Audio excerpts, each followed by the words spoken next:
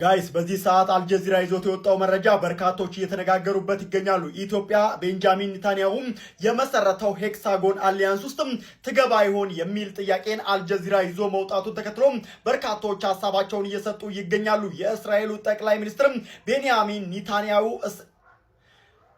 በእስራኤሉ ጠቅላይ ሚኒስትር ቤንያሚን ኔታንያሁ ሐሳብ አመንጭነት እስራኤል ሄክሳጎን አሊያንስን እየመሰረተች እንደምትገኝ ይታወቃል። በዚህ ግሩፕ ውስጥም ታዲያ እንደ ህንድ፣ ግሪክ እንደዚሁም ደግሞ ቆጵሮስን የመሳሰሉ ሀገራት እንዳሉበት ይታወቃል።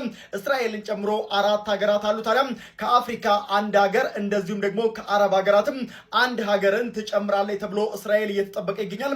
ከአፍሪካ የምትጨመረዋ እቺ አንድ ሀገር ደግሞ ኢትዮጵያ ልትሆን ትችላለች የሚል ሐሳብን አልጀዚራ ገልጿል። ሄክሳጎን አሊያንስ ታዲያ እስራኤል ጠላቶቿን የምትመታበትም እንደዚሁም ደግሞ በሚሊተሪም በኢኮኖሚም አንድ ላይ የመስራት ስትራቴጂክ አሊያንስ ሲሆን ይሄም ታዲያ ይፋው የሆነ መስረታ ባይደረግለትም ልክ እንደነ ኔቶ እንደዚሁም ደግሞ ዩኤን አይነት ባይሆንም ነገር ግን በጋራ የመስራትና የትብብር አይነት አሊያንስ ነው ይሄ ሄክሳጎን አሊያንስ ማለት ነው። ሄክሳጎን እንደ ስሙ ላይ እንደምንመለከተው 6 ሀገራት አላይን የሚያደርጉበት ነው። በዚህ ውስጥ ኢትዮጵያም ትገባለች የሚል ጥርጣሬ ታዲያ በአልጀዚራ ጋዜጠኞች ዘንድ መግባቱን ይህ ዘገባ አሳይቷል።